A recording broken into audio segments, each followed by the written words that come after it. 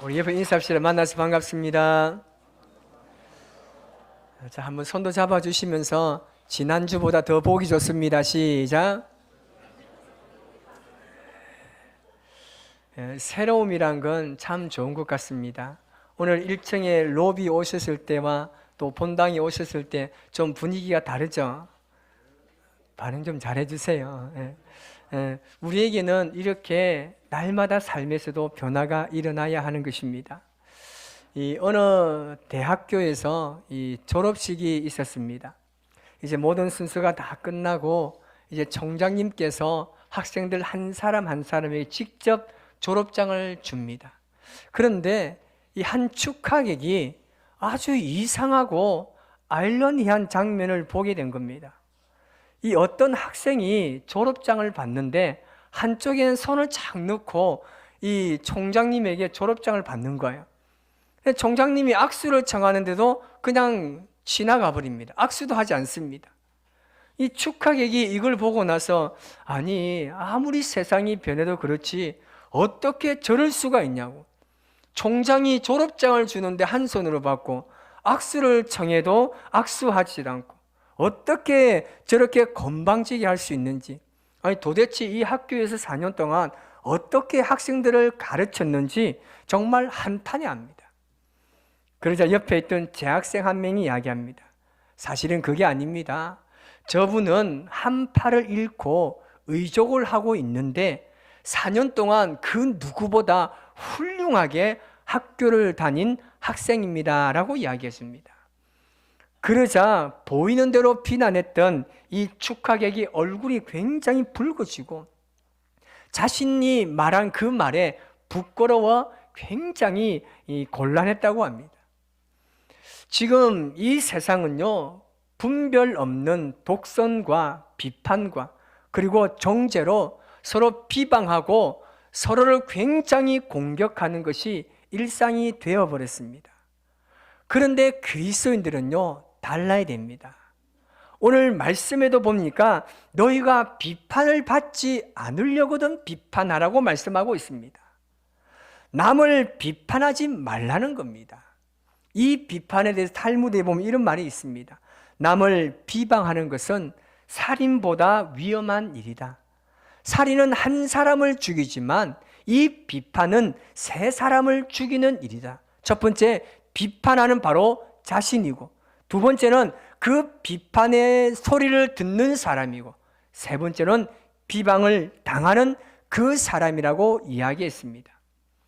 그리고 어떤 목사님께서 보니까 책을 보니까 이 비판에 대해 정의하는데 비판은 마치 하나님과 우리 사이에 열린 문에 뚜껑을 닫는 것과 같다라고 이야기했습니다.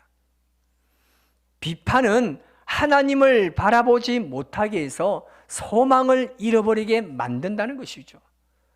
수년 전에 아주 유명한 대학교의 심리학과에서 이 하나의 실험을 했는데 어려운 상황 속에서 소망의 역동적인 힘이 얼마나 생기는지에 대해서 연구를 합니다. 이 두 개의 큰 통에다가 물을 가득 채웁니다. 그리고 나이와 몸짓이 비슷한 쥐를 한 마리씩 넣습니다. 참 쥐가 참 인간의 구조와 비슷하다고 해서 참 많은 곤욕을 당하고 있는데 이 두 마리를 이 물통에 넣으면 어떻겠습니까?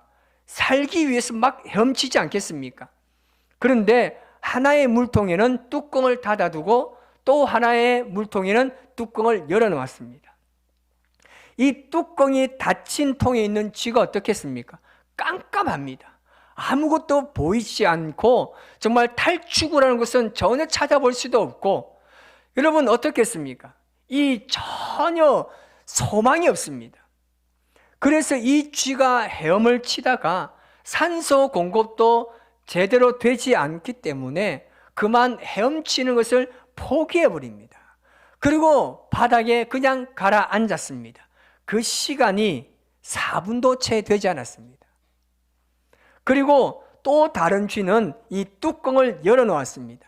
나름대로 이 밝은 빛도 볼 수가 있고요, 산소도 충분히 공급됩니다. 그리고 뭔가가 열려있기 때문에 탈출구도 있다는 사실을 알게 됩니다. 그런데 이 쥐가요, 헤엄을 치는데 이 실험이 끝나기까지 무려 36시간 동안 그대로 헤엄을 치고 있어가지고 연구원들을 굉장히 놀라게 했다는 겁니다. 이 연구가 놀란 것은 뭐냐면요, 소망이 있는 한 살 수 있다는 것을 보여준 겁니다. 그래서 비판이라는 것은요, 상대방이 가지고 있는 소망마저 빼앗기 때문에 이것은 굉장히 강력한 무기가 될 수 있다는 사실입니다. 그래서 비판에 관해서 우리가 잘 살펴보아야 하는데요, 그것이 뭐가 있느냐면 첫 번째는요, 기준이 중요합니다. 자신이 무엇을 기준으로 비판하는지를 우리가 잘 살펴보아야 합니다. 바리새인들은 어떻습니까? 이 자신의 이기적인 생각과 외식적인 신앙, 그것을 삶의 기준으로 가지고 살았습니다. 오늘 2절 말씀 보니까 형제를 자기가 생각하는 대로 헤아리지 말라고 이야기합니다. 우리는 어떻습니까? 내 생각대로 저 사람을 그냥 모든 생각을 내 기준으로 다 맞춰버립니다. 저 사람의 생각과 저 사람의 마음은 전혀 이해하지 않고 생각하지 않습니다. 그냥 내가 생각하는 대로 저 사람의 모든 상황을 다 생각해버리고 헤아려버립니다. 그래서 누군가를 판단하고 비판할 때는요, 굉장히 주의해야 됩니다. 요한복음 8장에 가보면 현장에서 간음했다가 잡혀온 여인이 있습니다. 그리고 많은 사람들이 예수님을 시험하기 위해서 예수님 앞에 이 여인을 두고 물어봅니다. 모세의 율법에 의해서 보니까 이런 여인들은 돌로 쳐서 죽이라고 했습니다. 선생님은 어떻게 하겠느냐고 묻습니다. 그때 예수님께서 뭐라고 말씀하십니까? 너희 중에 죄가 없는 자가 먼저 치라고 이야기합니다. 그때 그렇게 시험하려고 했던 모든 사람들이 다 그 자리를 떠났습니다. 이 말은 뭐겠습니까? 모든 사람들이 이와 같은 죄 가운데 있다라는 사실입니다. 지금도 우리가 만나는 사람들을 보면 어떻습니까? 비판하는 사람들이 많습니다. 그런데 그 비판하는 사람들을 잘 살펴보세요. 하나님의 말씀을 가지고 비판하는 사람은요, 아무도 없습니다. 말씀을 가지고 비판하는 사람은요, 비판을 할 수가 없습니다. 왜냐하면 하나님의 말씀은요, 역동적이기 때문에 다른 사람을 비판하기 이전에 그 말씀이 나를 발견하게 하기 때문에 그렇습니다. 이 사람을 비판하려고 했는데 말씀을 보니까 이 사람을 비판할 것이 아니라 나의 잘못된 것을 그 말씀이 나를 헤아려 주기 때문에 비판할 수 없습니다.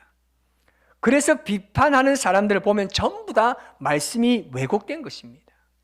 두 번째는요, 우리는 비판할 것이 아니라 보완해야 합니다. 우리가 보통 비판의 눈이 비판하는 사람에게만 있느냐? 그렇지 않습니다. 그리고 비판하는 사람에게만 죄가 보이느냐? 그것도 아닙니다. 우리가 성령의 은혜로 살아가지만 우리에게도 충분히 보입니다. 문제는요, 반응이에요. 그런데 비판하는 사람의 특징이 뭔지 아십니까? 그 조그만한 문제를요, 막 들쑤셔 놓습니다. 막 그 사람의 문제를 다 폭로해버립니다.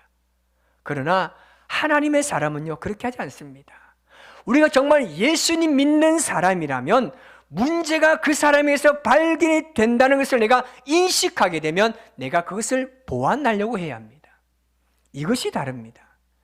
여러분, 인간은 누구나 어떤 부분에 허점이 있게 마련입니다. 구멍이 뚫려 있습니다. 그런데 비판하는 사람은요, 다 그것을 가지고 막 떠들어댑니다. 근데 하나님의 사람은요, 아, 여기가 뚫렸구나. 그럼 내가 거기 들어가서 내가 보완하고 내가 막아야 되겠다는 생각을 가지게 되는 것이죠.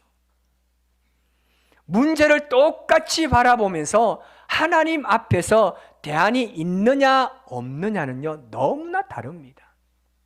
생각해 보십시오.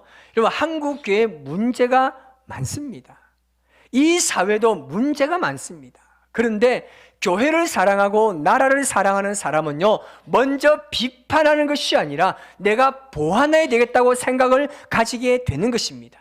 내가 이 부족한 것을 내가 비판하기 이전에 내가 그 부족한 면들을 내가 채워야 되겠다라는 마음을 가지게 되는 것입니다. 여러분, 가정도 마찬가지입니다. 진정한 가정이 되려고 하면 어떻게 해야 됩니까? 여러분, 세상에 문제 없는 가정이 어디 있겠습니까? 막 서로 보면 너무나 행복할 것 같고, 저 가정에 도대체 뭐가 저렇게 있어서 저렇게 행복하게 사느냐라고 생각할 수 있지만, 그런 가정도 충분히 문제가 다 있습니다. 그런데 보십시오. 되는 가정은 어떻겠습니까?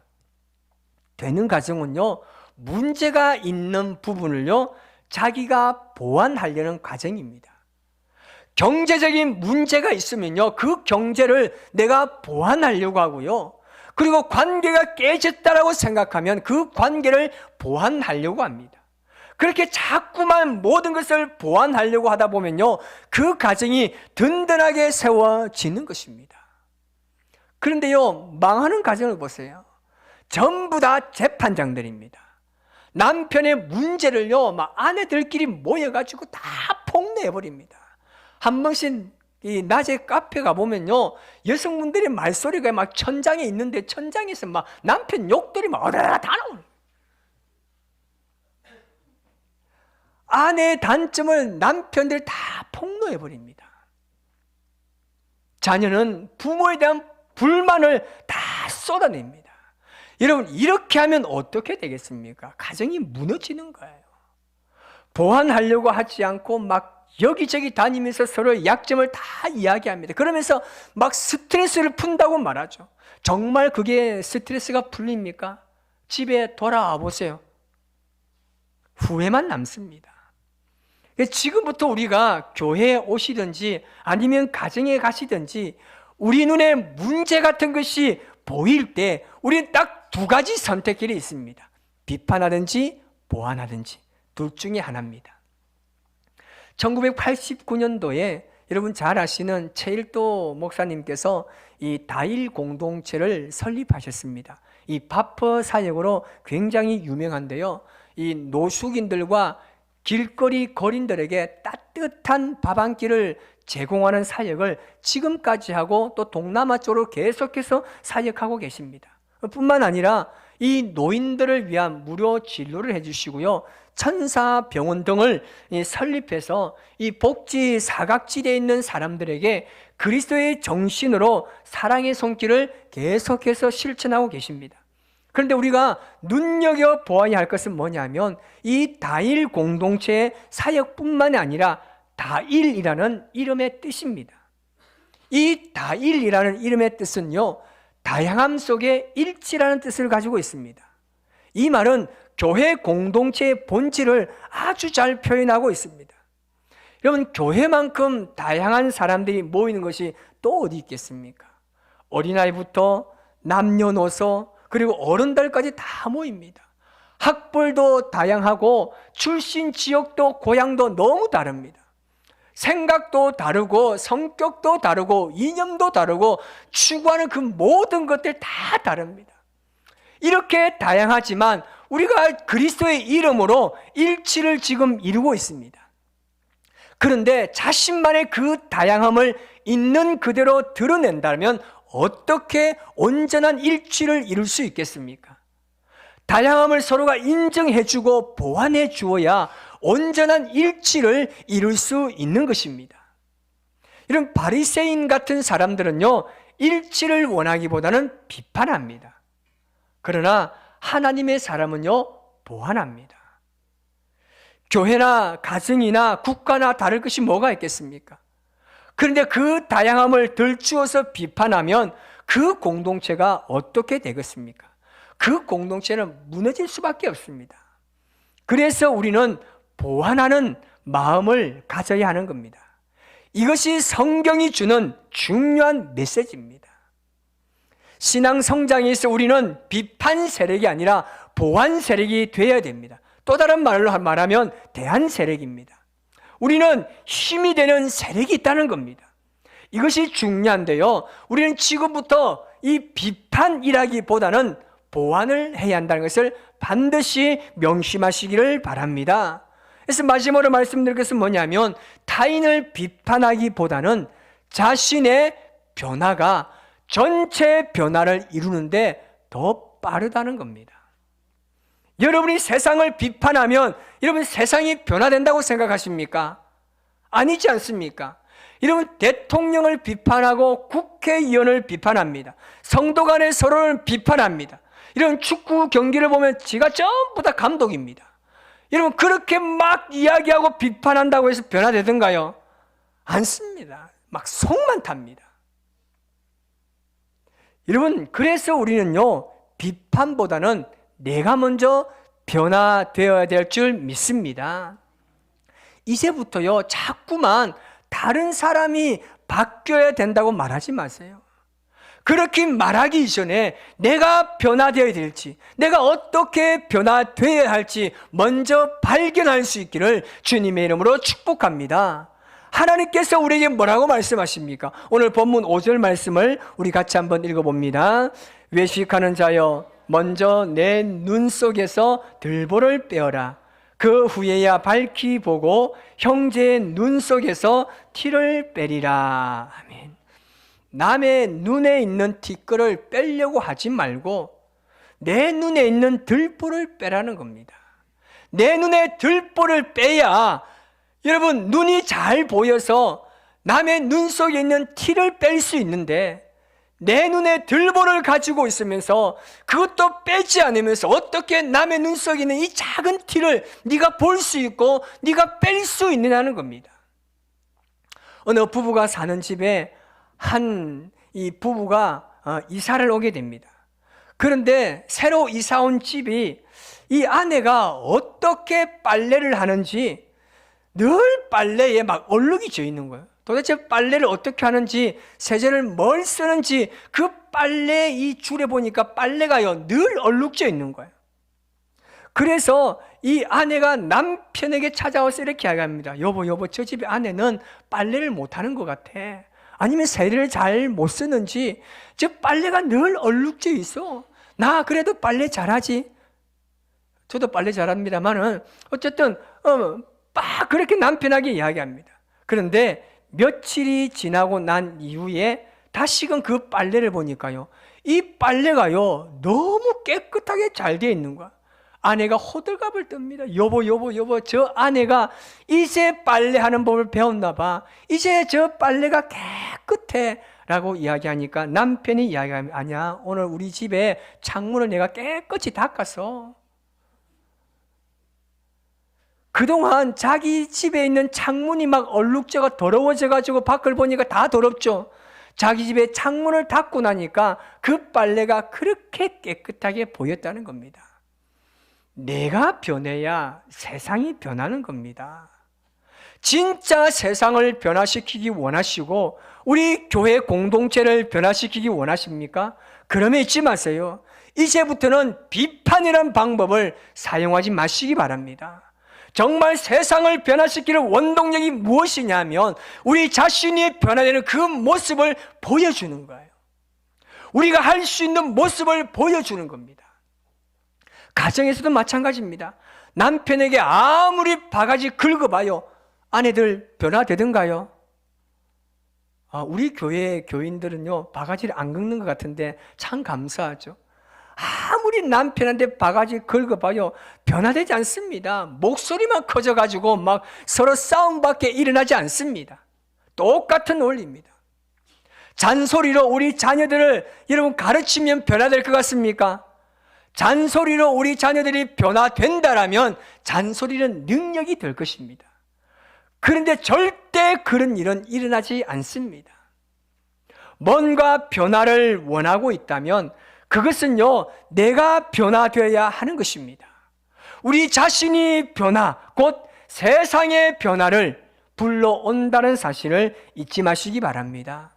그래서 이제 우리 서로 비판이라는 방법이 아니라 나의 성장과 나의 변화로 교회를 변화시키기 위해서 노력하시기를 바랍니다. 절대 내 비판으로 인해서 다른 사람은요 절대 변화 안 됩니다. 내가 변화된 모습을 보여줄 때 내가 뭔가를 비판하려고 했던 그 모습이 그 사람이 변화되는 거예요. 우리의 신앙의 성장에 있어서 방해되는 것이 두 가지가 있다고 했습니다. 그것이 바로 염려와 비판입니다. 왜 비판하지 말아야 하느냐면요, 비판의 기준은 하나님의 말씀이기 때문에 하나님의 말씀이라고 생각하는 사람은 절대 비판하지 않습니다. 그리고 비판이 아니라 우리가 어떻게 해야 된다고요? 보완해야 합니다.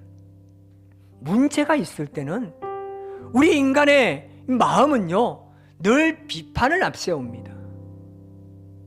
그러나 문제가 내 눈 속에 보일 때 비판하는 것이 아니라 내가 보완하려는 관점으로 나아가야 하는 것입니다. 서로를 바라보십시오. 얼마나 약점과 단점이 많습니까? 그걸 비판하려면요, 밤새도록 해도 안 됩니다. 얼마나 비판거리가 많습니까? 그런데 그것을 내가 보완한다고 생각하면요, 그 사람에게 비판은요, 허점은요, 단 1도 보이지 않습니다. 진짜 변화시키려고 하는 사람은요, 비판이 아니라 나의 변화, 내 눈에 있는 들보를 빼는 방법으로 세상을 변화시켜야 하는 것입니다.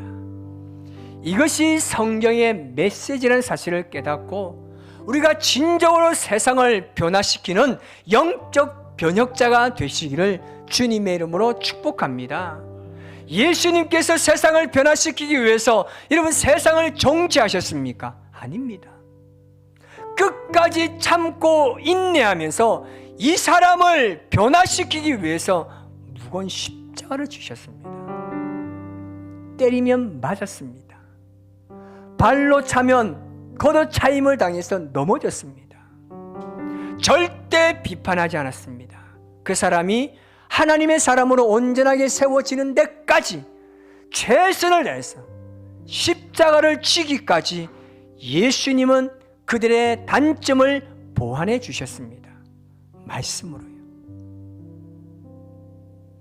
내가 하는 그 비판으로 인해서 내가 그 사람보다 좀 괜찮은 사람, 더 나은 사람이라는 착각을 버려야 합니다. 우리는 그런 욕구가 굉장히 많습니다. 내가 누군가를 비판하면 저 사람은 나보다 못한 사람, 그 생각에 나는 우월감에 빠져 있습니다. 정말 착각입니다. 이제부터 비판보다는 내 자신의 변화를 위해서 힘쓰시는 저와 여러분의 삶이 되시기를 주님의 이름으로 축복합니다. 이번 한 주간 비판할 뭔가가 보인다라면 한 번 참으십시오. 두 번 참고 세 번 참으십시오. 기도하면 하나님께서 그 사람의 비판을 가려주시고 오히려 내가 그 사람의 잘못을 보완해야 되겠다는 결단이 우리에게 생기게 될 줄 믿습니다. 그래서 예수님 믿는 사람은요, 기도해야 하는 겁니다. 오늘 시간 우리가 이 찬양으로 주님 앞에 고백하며 나아가실 때 정말 옆에 계신 여러분들은 그 어떤 사람보다 존귀하고 보배로운 사람입니다. 내가 비판해서 그 사람을 계속해서 무너뜨려야 할 비판의 대상이 아니라 하나님의 축복이요, 하나님의 존귀한 자녀가 된다는 사실을 반드시 기억하며 오늘 그런 마음으로 주님 앞에 나아갑시다.